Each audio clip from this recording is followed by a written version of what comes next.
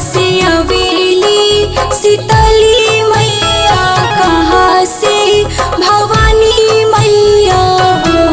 मैया कहवा से अवेली जगदम्बा, कहाँ से बुढ़िया मैया हो।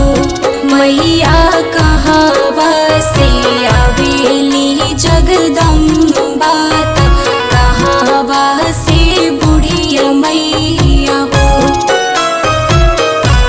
देवलोक से अवेली शीतली मैया, पर्वत से भवानी मैया हो। मैया कंवरू से अवेली जगदम्बा, स्वर्ग से बुढ़िया मैया हो।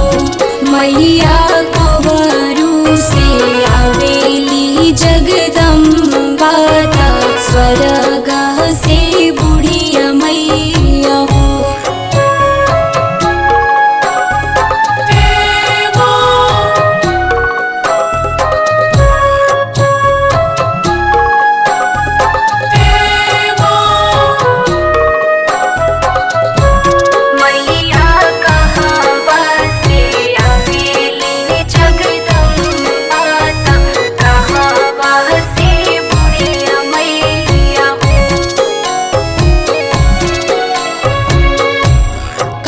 चढ़ी अवेली शीतली मैया, कथी से भवानी मैया हो।